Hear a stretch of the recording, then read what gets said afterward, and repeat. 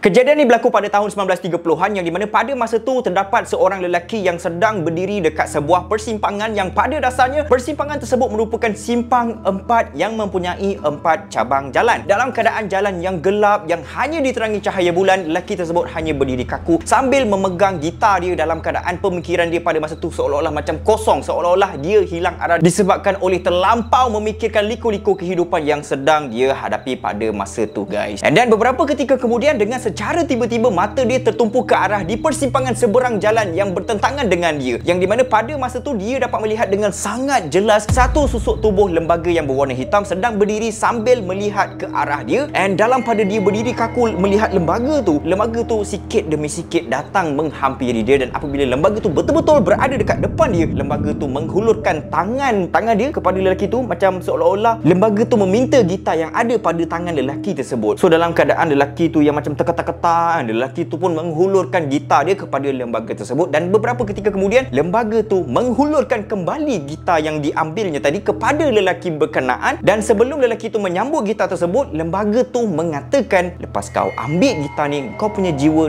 akan menjadi milik aku. Dan sejak daripada kejadian tu, lelaki tu menjadi salah seorang pemain gitar terbaik sepanjang zaman, dan ianya merupakan kisah yang sangat terkenal di kalangan gitaris-gitaris terhandal. Dan untuk pengetahuan anda, pada tahun 2010, lelaki tersebut berada di ranking ke-5 di antara 100 gitaris terbaik sepanjang zaman. Jadi adakah kisah ni merupakan kisah yang benar-benar berlaku ataupun ianya hanya mitos semata-mata? Jadi kalau korang nak tahu lebih lanjut, jom kita discover this story.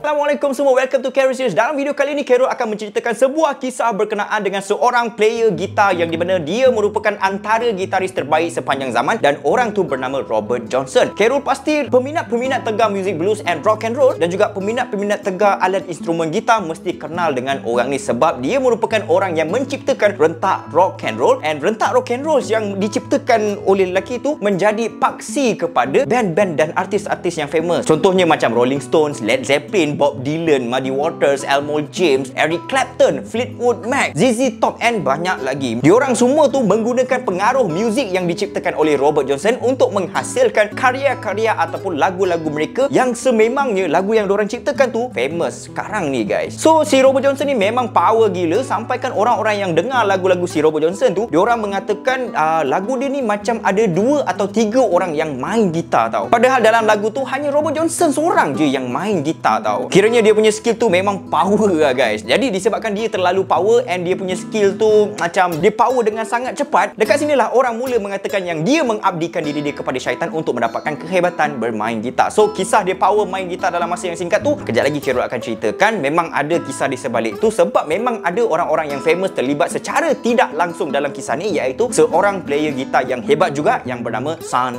House.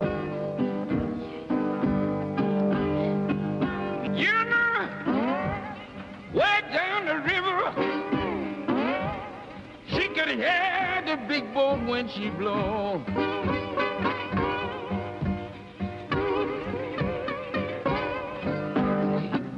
Way down the river, oh, she can hear the big boat when she blow.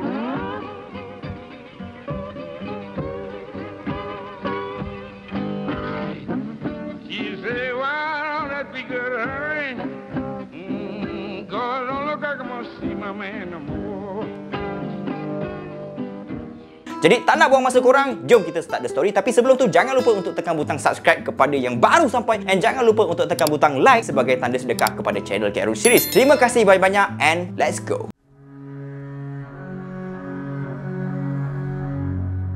Okay guys, Robert Johnson ni dilahirkan pada 8 Mei 1911, dan ketika Robert ni masih baby lagi, mak dengan bapa dia ni telah terpisah ataupun telah berpisah ataupun bercerai lah senang cerita. Dan selepas tu mak si Robert lah yang membesarkan Robert dalam keadaan seorang diri tanpa sang suami di sisi. Jadi selepas 9 tahun Robert dibesarkan tanpa ayah, ketika Robert berusia 9 tahun iaitu pada tahun 1920, mak kepada Robert berkahwin dengan seorang lelaki yang di mana lelaki tersebut adalah buruh kasar yang bekerja dekat ladang. So lelaki tu adalah ayah tiri kepada Robert, dan ayah tiri kepada Robert ni selalu sangat pukul pukul Robert sebab si Robert tu tak nak pergi bekerja dekat ladang, guys. Korang jangan terkejut pula, mak bapak kepada Robert ni bukannya tak nak sekolahkan si Robert tu, tapi pada masa tersebut orang-orang yang berkelas bawahan ni memang sejak daripada kecil lagi diorang tidak dimasukkan ke sekolah, and diorang memang daripada kecil lagi dah bekerja sebagai buruh kasar. Ini cerita zaman dulu punya kasta lah. So kita sambung kembali kepada cerita tadi yang di mana kenapa Robert tak nak bekerja dekat ladang sampai bapak tiri dia pukul dia banyak kali pun dia tetap berdegil tak nak bekerja dekat ladang. Kenapa? Pada masa tersebut Robert ni actually dah nampak tau yang di mana upah bekerja dekat ladang adalah kecil tau.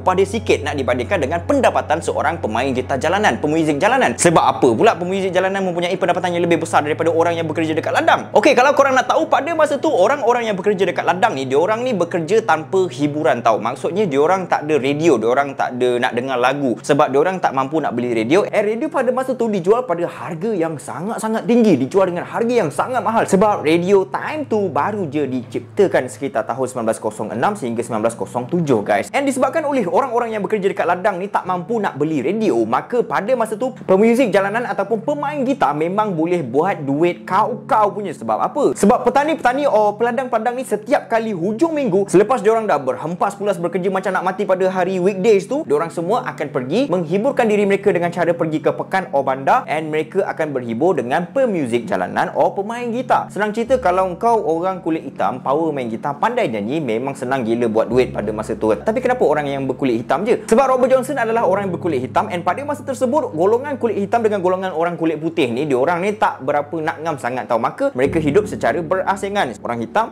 sini orang putih. So start daripada situlah si Robert ni, bila mak bapak dia suruh pergi kerja dekat ladang, dia pergi lari daripada ladang and dia pergi praktis main gitar secara senyap-senyap tanpa pengetahuan mak bapak dia, sebab dia nak jadi pemuzik jalanan and boleh buat duit lebih banyak daripada mengambil upah bekerja dekat ladang. So kita move to the next topic yang di mana genre yang dibawakan ataupun genre yang dimainkan oleh Robert Johnson adalah genre blues, guys.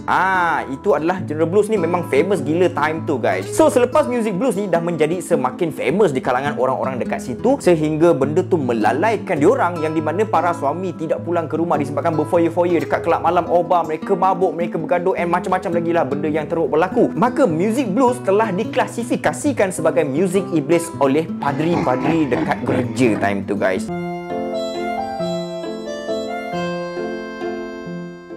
So semasa Robert berusia 18 tahun, Robert berkenalan dengan seorang gadis yang bernama Virginia Travis, yang di mana ketika tu Virginia ni berumur 16 tahun dan tidak lama kemudian mereka memutuskan untuk berkahwin. Selepas mereka berdua berkahwin tu, Robert ada membuat satu perjanjian dengan Virginia yang di mana Robert berjanji yang dia tidak akan bermain gitar lagi, yang dia tidak akan menyentuh gitar dia lagi, and dia akan fokus sepenuhnya untuk bekerja dekat ladang untuk menyara kehidupan mereka berdua. Kenapa dengan secara tiba-tiba Robert berjanji sedemikian rupa walhal dia bercita-cita untuk menjadi seorang pemuzik jalanan? Okey, andai kata kalau Robert bekerja sebagai pemuzik jalanan, Robert akan hidup secara merata-rata tempat. Maksudnya dia akan hidup bersepah-sepah, guys, dan bukannya stay dekat satu tempat sahaja. Dia macam gini, guys, bulan ni dekat bandar ni, and then bulan depan kat bandar sana, and then kat depan belah sana pula for the next month. Yes, dia konsep macam berpindah randa. And Virginia, iaitu isteri yang baru Robert kahwin itu, tak bersetuju untuk hidup dengan cara yang sedemikian rupa, and that is why Robert berjanji macam gitu dekat bini dia selepas mereka berdua berkahwin. So selepas beberapa bulan mereka berkahwin, Virginia telah mengandung dan dia akan bersalin tak lama lagi tau. And untuk memudahkan proses melahirkan anak mereka tu nanti,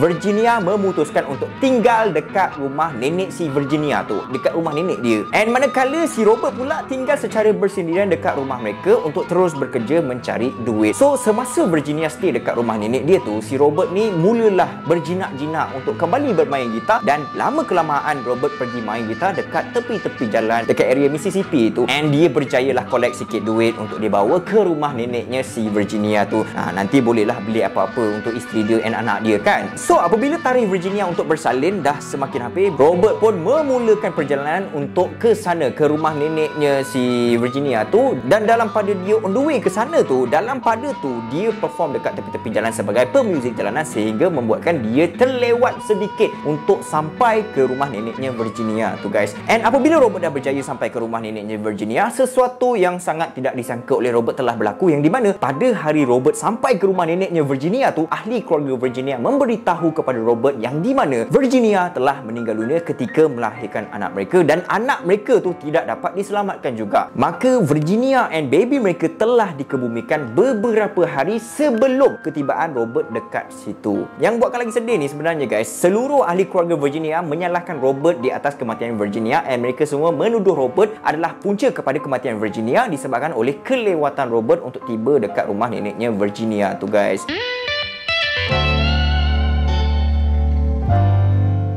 Selepas berlakunya peristiwa hitam tersebut, Robert membuat keputusan untuk membawa diri dan Robert kembali mengejar cita-cita dia untuk menjadi seorang pemuzik jalanan secara full time, yang di mana dia akan merantau ke serata bandar dan serata pekan yang ada. Jadi apabila Robert mula menjelajah untuk mengejar cita-cita dia, selepas beberapa bandar dia telah lewati, pada satu ketika tu dia berhenti dekat sebuah kawasan yang bernama Robinsonville untuk melakukan beberapa performance jalanan ataupun pemuzik jalanan perform kat tepi-tepi jalan dekat area kawasan Robinsonville tu guys. And so bila dia dah sampai dekat situ, dia terjumpa sebuah bar hiburan, and dekat bar tu memang tempat yang paling ramai lah orang akan datang untuk menghiburkan diri mereka. Jadi dekat bar tu lah si Robert ni berjumpa dengan salah seorang pemain gitar yang hebat yang bernama Son House, yang di mana selepas melihat cara Son House bermain, si Robert ni menjadikan Son House tu sebagai dia punya idola, and kemana sahaja Son House pergi selepas tu Robert akan ikut, sehingga membuatkan Son House rasa tidak selesa, yang di mana pada masa tu si Robert ni minta si Son House tu untuk ajar dia, tapi si Son House tak nak ajar dia. So si Robert ni pergilah ikut si Son House tu, sampailah dia pujuk si Son House tu untuk ajarkan dia segala macam teknik yang dia tahulah. So sampailah pada satu malam tu dekat bar Robinsonville tu, malam tu Son House membuat satu performance main gitar, and masa Son House nak stop kejap, macam nak rehat kejap lah kan, si Son House tu dia pergi letaklah dia punya gitar, and dia pergi duduk minum-minum kejap, and dengan secara tiba-tiba si Robert ni pergi ambil gitarnya si Son House tu, and dia mula perform bermain gitar sambil menyanyi. And kalau korang nak tahu, orang ramai yang ada dekat bar tu bukannya tepuk tangan guys, bukannya sorak masa si Robert tu tengah perform. Orang ramai yang ada dekat dalam bar tu semuanya boo dekat si Robert, sebab si Robert punya performance time tu macam biasa-biasa je, jauh beza nak dibandingkan dengan si Son House punya performance at that time guys. So dipendekkan cerita, sejak daripada itulah si Robert terus menghilangkan diri daripada Robinsonville, and selepas beberapa ketika tu ada yang cakap selepas setahun, and ada juga yang cakap selepas 6 bulan si Robert tu menghilangkan diri. Dengan secara tiba-tiba si Robert tu kembali ke Robinsonville, and dia pergi ke bar tempatnya si Son House tu perform, and masa dekat situ si Son House ni ada tau dekat situ guys. And this time Robert ni macam minta lah baik-baik untuk membuat performance dekat si Son House tu, and tak macam yang sebelum ni lah dia pergi main ambil je gitar tu and dia perform kan. Kali ni dia minta baik-baik. So si Son House tu dia macam, kau boleh ke? Kau tak sick lagi kena bu tak apalah, kau perform lah. Dia macam gitulah. I liked him because when he started out, we was living not 2 miles apart. He was at home with his mother and father, a place called Robertsonville, Mississippi. But he'd follow me and Willie around on Saturday night, Willie Brown.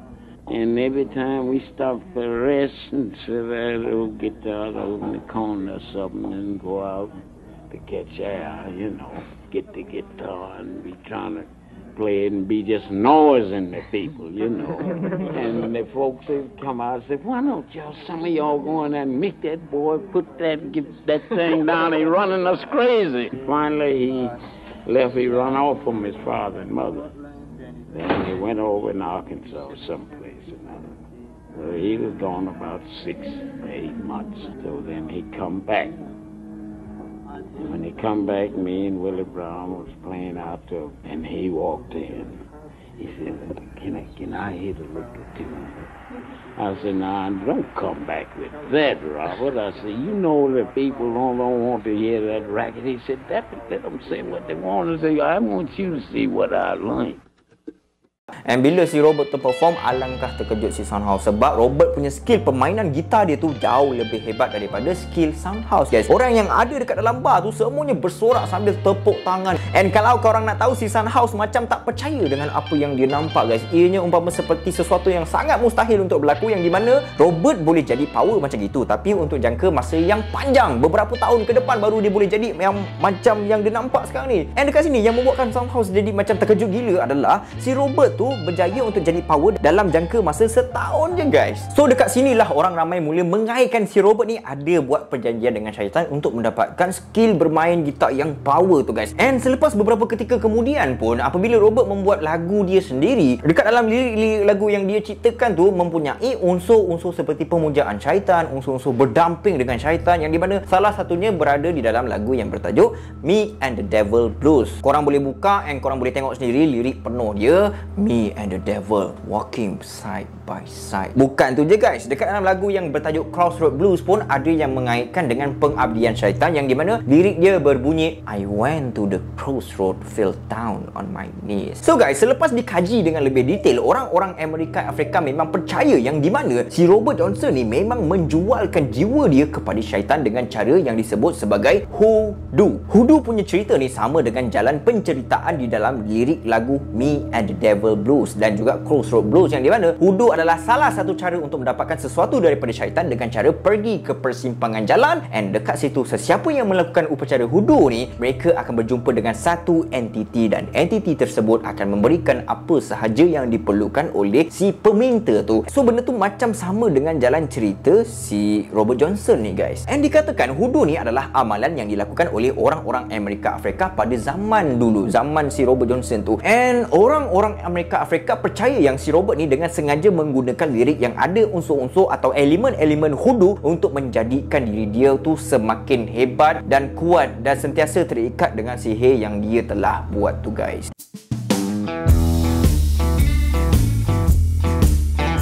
Based on apa yang diceritakan oleh cucu Robert yang bernama Steven, pada satu masa tu Robert ada pulang ke kampung halaman ayah kandung dia yang bernama Noah Johnson, and dekat situlah dia bertemu dengan seseorang yang bernama Ike Zimmerman, yang di mana si Ike Zimmerman ni seorang yang power bermain gitar guys. Jadi dekat situlah si Robert ni minta si Ike untuk mengajar dia bermain gitar, dan Ike ni bersetujulah untuk jadi cikgu kepada si Robert. Tapi si Robert ni kena ikutlah cara si Ike tu, iaitu kalau nak belajar main, diorang akan belajar pada waktu lewat malam di tanah perkuburan. Dia bukan apa tau, kalau main dekat kawasan perumahan memang akan mengganggu jiran-jiran yang lain, sebab main gitar ni bukannya perlahan tau, kuat babe. And based on Ike punya pandangan, kalau main dekat kubur pada waktu tengah malam ni mungkin boleh seru roh-roh yang ada dekat situ untuk memberikan kekuatan dan kehebatan untuk bermain gitar. So ini adalah antara bukti yang di mana Robert tidak terlibat dengan penjualan jiwa dia kepada syaitan seperti apa yang diwar-warkan oleh rakyat Amerika. Tapi ini adalah cerita daripada sisi lain guys, and orang ramai memang tak tahu kebenaran dia macam mana, sama ada nak percaya yang ini ataupun yang itu guys. So selepas dia dah power main gitar, Robert pun berkahwin sekali lagi dengan seorang gadis yang bernama Virgie Kane, dan selepas 7 bulan mereka berkahwin, Robert meninggalkan isteri dia untuk membuat rakaman, untuk buat recording music. And total rakaman yang dibuat oleh Robert adalah sebanyak 29 rakaman lagu, dan selepas rakaman selesai, Robert kembali menjadi pemuzik jalanan seperti biasa, dan pada tahun 1938 dia bermain di sebuah bar Three Forks, and dekat situ dia pergi berkenalan dengan seorang wanita yang di mana wanita tersebut adalah isteri kepada salah seorang pekerja yang ada dekat dalam bar tu tau. So dia ni macam ada affair lah. So suami kepada wanita tu pun macam jealous lah kan. Jadi suami kepada wanita tu pun merancang untuk bunuh si Robert tu dengan cara meletakkan racun dekat dalam whisky dan memberikan whisky tu yang ada racun tu kepada Robert. So guys, masa whisky yang berisi racun tu dihulurkan kepada Robert, salah seorang daripada orang yang ada dekat situ menarik tangannya Robert daripada terus minum. Macam orang ni hulur and then orang tu tarik tau. Jangan ambil. Kenapa orang tu buat macam itu? Sebab orang tu perasan yang di mana penutup botol tu telah dibuka terlebih dahulu and sangat berbahaya untuk diminum. Mungkin dia letakkan racun lah kan. Tapi si Robert tu pergi tepis tangan orang tu and then dia pun terus minum je whisky itu. Beberapa ketika kemudian Robert terus mengalami sakit perut yang teramat sangat, and dia mengalami sakit tu selama 3 hari berturut-turut, dan selepas 3 hari tu dia didapati telah mati. Tapi dekat sini ada orang yang mengatakan bila minum racun tu Robert sepatutnya terus mati. Tapi orang cakap dia tak mati sebab dia terseksa dengan hasil penjualan jiwa dia dekat syaitan. Dia macam kena seksa dah sementara nak mati tu kan. So selepas 6 bulan kematian Robert, seorang lelaki telah datang ke Mississippi untuk menjemput Robert untuk join sebuah konsert yang bernama From Spiritual to swing. Tapi bila dia sampai ke Mississippi tu, baru dia tahu yang Robert dah mati. And kalau korang nak tahu, pada masa tu si Robert ni tak adalah famous sangat mana pun. Dia just macam baru nak dikenali. And masa dia mati tu, dia berumur 27 tahun. And kalau korang nak tahu, si Robert ni dia start jadi famous lepas 23 tahun dia mati, iaitu pada tahun 1961, yang di mana pada tahun tu sebuah syarikat rakaman yang bernama Columbia Records mengeluarkan koleksi Robert yang berjudul King of the Delta Blues. And lepas daripada tu je, Robert terus dikenali di seluruh pelosok dunia oleh peminat muzik blues. And vibe yang dibawa oleh Robert terus dipakai oleh Eric Clapton, Muddy Waters, Elmore James dan juga Rolling Stone, and banyak lagi guys. And macam yang Kero ceritakan pada awal video tadi, pada tahun 2010 Robert mendapat ranking kelima antara gitaris terhandal sepanjang zaman guys. So itu saja untuk video kali ini. See you next time. Assalamualaikum. Kalau korang ada apa-apa benda nak share, korang boleh DM Kero dekat Insta, insya-Allah guys. Okay, Assalamualaikum warahmatullahi wabarakatuh.